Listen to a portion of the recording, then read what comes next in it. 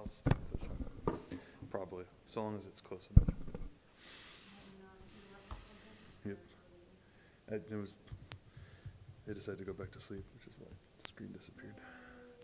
The real question is, if I hit present, does this actually come up right? No. So let's break that out and then Control Shift, Control F, drag over to the second screen.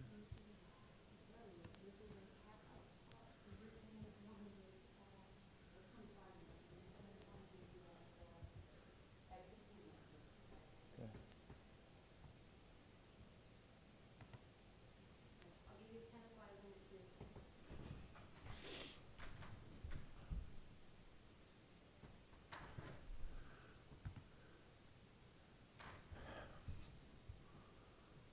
You back over here.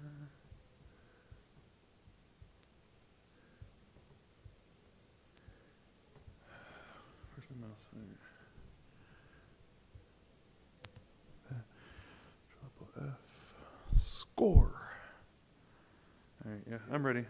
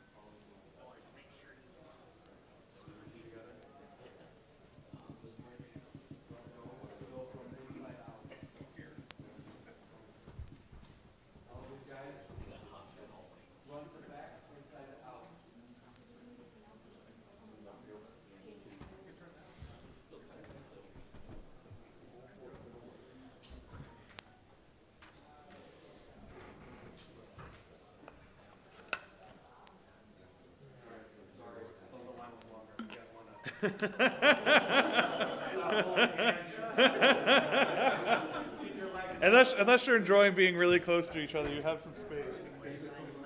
I was getting worried for a second there. I was like, how many people are out in the hall?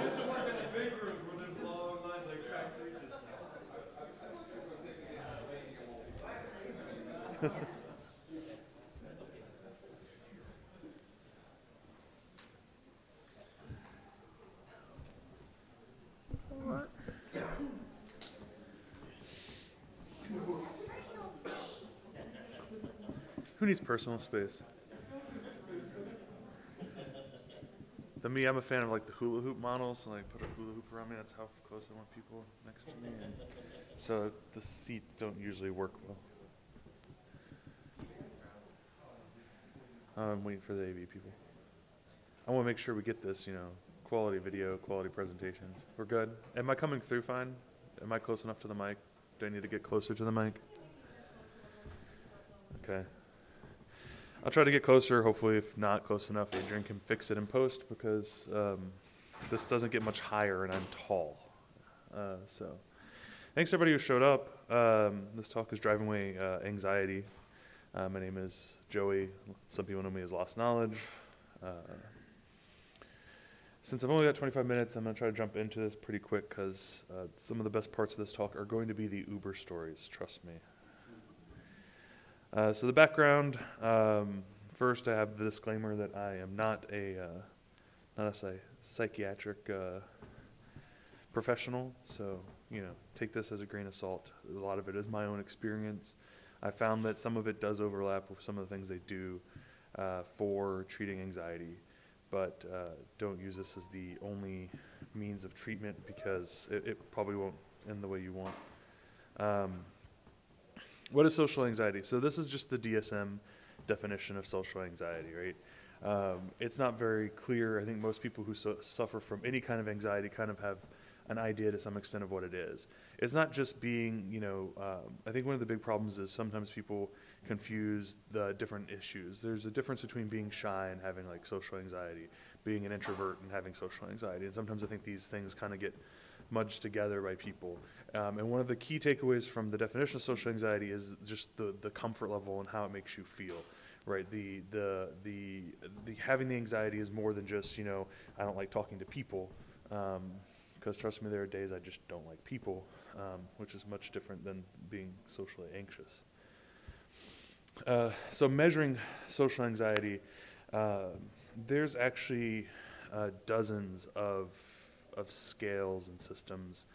When I was doing research, every couple of years it seems like another psychiatric professional or group of professionals comes up with a new test. But they all seem to be very similar in structure, which is they look at a series of social interactions and they ask, the question ultimately becomes, how do those situations make you feel, and which of those situations make you feel that way? And sometimes they'll ask questions about how often you avoid those situations to kind of create a scale to do that. One of the more common ones, which is used a lot of times for self-assessment, is the Leibowitz social anxiety scale. And that one, if you went and Googled that term, you will find probably 4 or 5 sites right off the top that have a little questionnaire you can go fill in. Most of the other tests are usually administered by professionals, and they're smart enough to not ask you directly, because that can sometimes get bad answers. So they basically just do normal psychoanalysis, talk to you about what makes you anxious, and over time figure out where that level is. So in the scale here, I kind of broke it down into 3 categories. I've seen it broken down into as high as 5. The pictures aren't truly 100% representative because, as I said, it's the only one I think is really representative is Sam the Eagle going back in the door when he sticks his head out, because that's at that level of social anxiety, you're talking about people who will almost to a point of being a shut-in because they don't want to have to interact with people. They'll minimize those interactions that much. Whereas the other levels, it can be different things, right? Some people may be moderate level, but they have certain interactions that don't bother them as much as others.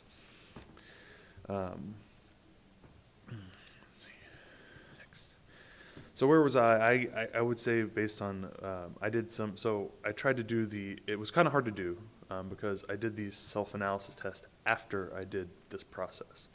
So I tried to answer the questions as I would have answered them a year ago, and was kind of falling in the moderate range pretty consistently. So I would say that's probably roughly where I was. I definitely wasn't a shut-in, but there definitely were social interactions that I was not comfortable with and things I didn't enjoy doing. One thing some people would probably say to that is, don't you give talks? I've been doing presentations for a while now. What I'll say is, when I did my first presentation almost 7 years ago now, when I did my first talk, I was nervous as hell, just from giving a presentation, but also the fact I was in front of people. What really helped that presentation in particular was the first time I ever did a talk was at DEF CON, and it was the year when they were at the Rio.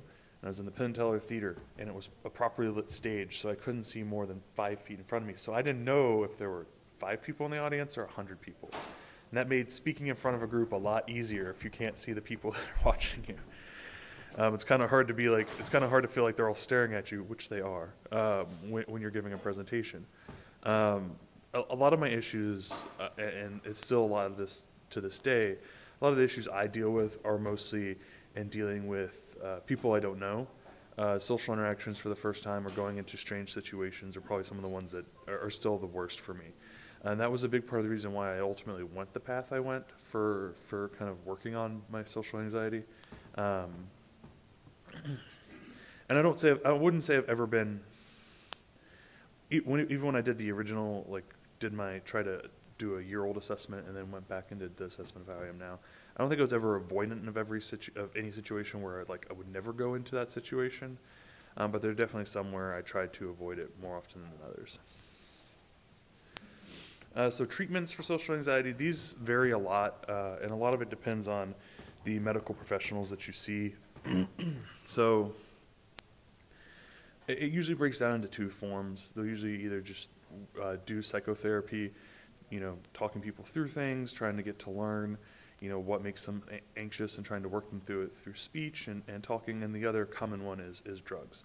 And what I'll say is actually some legal and probably illegal drugs in this case. The professionals will give you all the legal ones.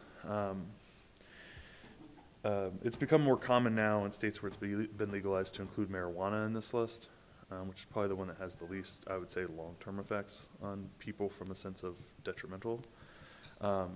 Because the other big ones are SSRIs and SNRIs are two of the big ones. For those who don't know, those are basically categories of primarily antidepressants. Then the other very common category is benzos, which have been shown to cause issues over long-term usage. So I'm not, me personally, I've never been a fan of like drugs as a long-term solution. Growing up, I will say, a problem child, and so therapists did try to give me drugs. They never quite worked right, so I've never been a fan of them. I'm also not a big fan of therapists because a lot of the ones I've run into, that's usually, a lot of them kind of seem to go down that path of, trying to, wanting to find that quick solution. And sometimes that's the patient, right? They want the fix today and they don't want they don't want to wait. They don't want to work for the fix. So it's a combination of the two. For me personally, I was trying to resolve this without having to talk to anybody about it, which is probably bad too, which is where we get to my plan. So I tried to come up with ways to force the social interactions to kind of help with the issues. And ultimately, I looked at things like, well, I've got social interactions at work, but I have to deal with those people no matter what, so it doesn't really, have any effect. Bars and stuff weren't really going to be useful because it's drinking as a form of self-medication, right? You look at conferences, we have a lot of people in the community who maybe have social anxiety issues, and then as we start to drink, we become a much more, friendly bunch. So I knew the alcohol wasn't going to work, and I looked at local meetup groups and thought about that as a possible option. The part of my concern was the length of interactions that would be required for some of those. What some people, people want to do these long events. And the other thing was I found a lot of people who were like meeting in their houses and stuff. And that was a level of uncomfortable, like I'm going to go to some strange person's house on a meetup group. That sounds both safe and not weird at all. Like in the back of my mind, I had Key Party, like just, and not the security Key Party that you guys might be thinking about. Yeah. So what I ultimately decided to do was Uber and Lyft, to do ride sharing. And the reason was that the interactions I knew would be short. I would have enough time in many cases to get to the level where anxiety would come into play. Most rides, I figured based on where I was living, would probably be no more than probably 15 to 30 minutes would be on the long end. So it'd be long enough to get past that, like a 5-minute, 10-minute interaction probably wouldn't get up the levels enough, but getting a little further, I would have to deal with it. And the other side was it was my controlled environment. I had control of the car. I had the ability to in some ways dictate the interactions of the situation. So for me, I decided that that was the path I was going to go down. With regards to the interactions, like I said, 10 to 20 minutes. The other big thing for me when I did this is the level of variance and the people. With a few exceptions when I was driving, I never had the same person twice in my car or a group of people.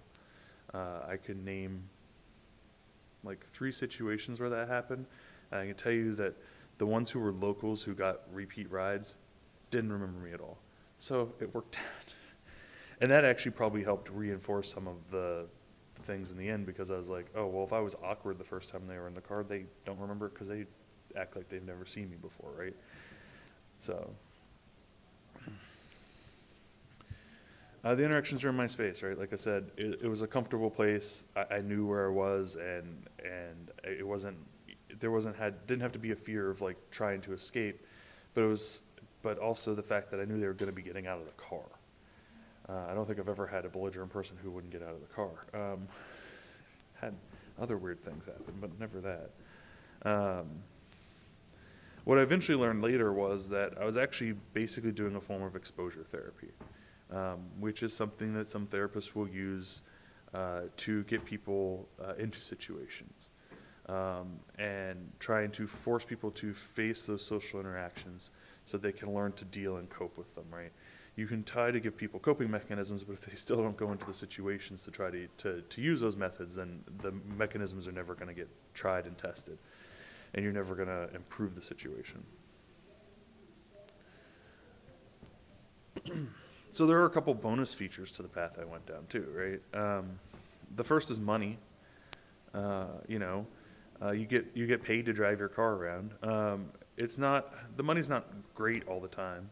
For where I was living at the time in the Nashville area, since I was doing this, as a secondary thing, I was doing this nights and weekends. Nashville has became a huge tourist destination because of TV series, and so I was doing about 20 bucks an hour or so pre-tax. Sometimes I'd have $40 an hour or so. But it obviously varies depending on the area. Some people are going to be better tippers in some areas than others. Then just the amount of driving is going to play a big part. The nice thing about Nashville is a lot of the different tourist areas are kind of spread out. So you got longer distances with not necessarily having to increase the time greatly, and that's why the money was better, because if you've never looked at the Uber charging structure, it's more based on distance than on time. If I get stuck with somebody in the car in a traffic jam and what should have been a 10-minute ride turns into a 30-minute ride, I don't make 3 times as much money because I'm still going primarily just a longer distance, or the same distance for a longer time. The other thing is, if you do decide to do this, the big thing is to remember to set aside money for taxes. Uber and Lyft both do 1099, which means there's no state, federal income tax is taken out, and then the Social Security gets taken out, and that's all money you have to account for. So you need to remember to do those things if you do something like this. And the other important part is to remember to take care of deductions. You get to write off a lot of money. Mileage on your car, there's basically 2 methods. You can do mileage, or you can do itemized deductions. If you're using your car dual purpose, I say go with mileage. It's easier than trying to say, well, I put gas in the car, but I put X amount of the mileage was personal versus for the business in the sense of driving. So it's just easier to keep track of mileage. But you can still, even when you do mileage deductions, I was taking deductions for my cellular service because I was still using part of my data plan for Uber and Lyft. So I kind of tracked how much of that was being, roughly about how much was being used for Uber, Lyft, using the maps and everything else, and taking that into account as part of my deductions. Less idle time. It got me out of the house and it got me doing stuff. I was kind of prone to not doing a lot besides, maybe playing video games and other things. So it gave me more opportunity to get out, and gave me a chance to learn some really weird ways to get around the city. So it was good for that. When I'm idle, trouble happens usually. So, and oddly enough, it ended up in a cleaner car, primarily because I wound up doing regular car cleanings because you want your ratings to be good, so you go to the car wash more often when people are judging your car than you do if you're just living in your car right yourself. The other big thing I always say is be prepared for bad situations. I basically made sure I had vomit bags in the car. You have that in the car, you're not going to have a problem. I only ever had 2 people get sick in the car, and it never got on anything because I had those bags. So, being prepared. Then there's the stories. Man, they make some great things to talk about when you're out with friends. And I learned within the last couple months, I should have assumed people were doing this, but I was never this shady to come up and do it, which was streaming your Uber and Lyft riding on Twitch or YouTube. So I've learned this has become a thing, and I never did it because I thought it was a little creepy to be like streaming without even if you were telling people you were doing it. I thought it was a little creepy. So one of the weirdest things I learned is that people will tell you their life stories when they think they're never going to see you again. I heard everybody's last little like inane details. As part of Nashville becoming a huge tourist place, it also was very large with bachelorettes. And so bachelorettes, both sober and drunk, make for great stories. So one of the favorites, and this was one of the few times I had actual person overlap with an Uber ride. I was driving in Nashville, it was early morning, and had a group that were going to brunch. So they were actually so big there were 2 Ubers. I was pulling on the same time the second guy was. So I've got like,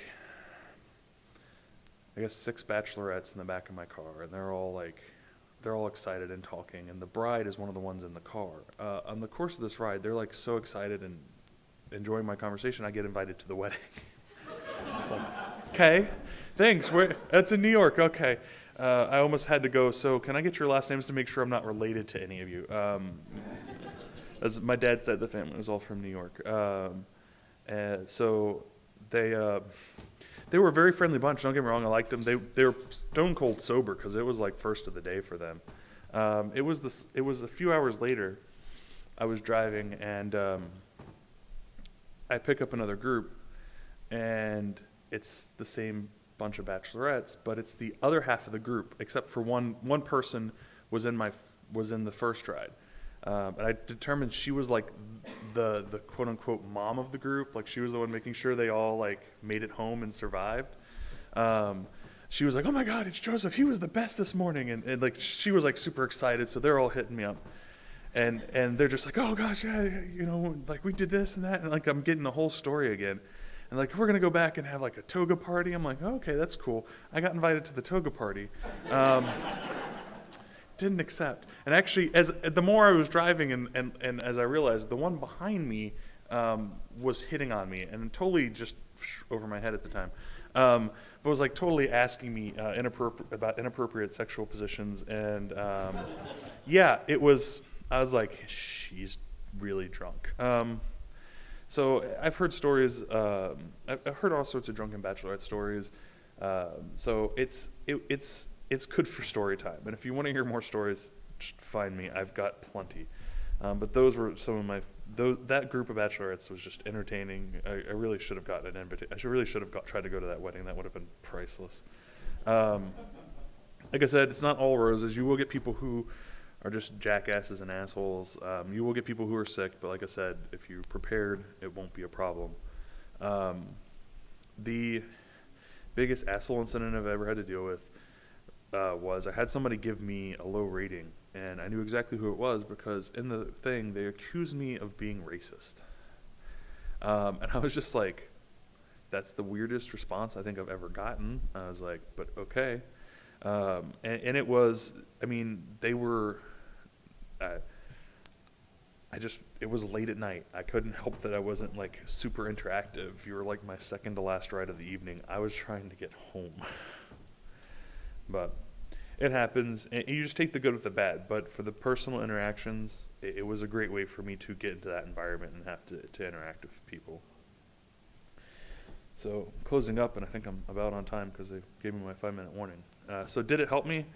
Yes. In many situations that were very uncomfortable are now less uncomfortable.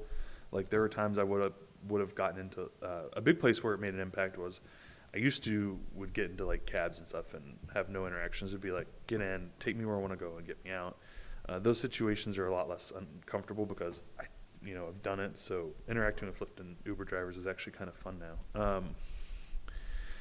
And then there's just other situations, especially in those types of situations where I was dealing with people and who I hadn't met, and in those sorts of like short-term situations where I was very uncomfortable. So it helped a bunch. And Now when I retested, it was much closer to a mild situation. And there's still issues. There's still times where I have, issues, but I haven't figured out a good way to even do a form of exposure therapy for some of those. So there's basically the summary. You can read. I don't need to read to you guys. It's ultimately, for me, this was all a form of exposure therapy. So if you can work with that and look at what makes you anxious, one of the keys that I learned about when I was looking at exposure therapy was it needs to be long enough to at least get you to that anxious level so that you can then bring yourself back down from that. As if you don't have the interactions long enough, it doesn't have an impact. So I'm under 2 minutes. Are there any questions? Anybody? Nobody? Are we all socially anxious about asking questions in conference talks? It's all right. That's cool. My contact information. So like I said, if you want to hear more Uber stories, if you want to talk more about anxiety in a not so public forum, there's my contact info. You can follow me on Twitter, Lost Knowledge. Same on Twitch. I do a weekly stream with a couple of guys, Grape Ape and Danny, doing Hackers with Bourbon. My email is there. I don't mind giving it out. And like I said, just come find me. I'm here all weekend. I'm here till Monday. One last little thing, I'll pull it up to plug myself further.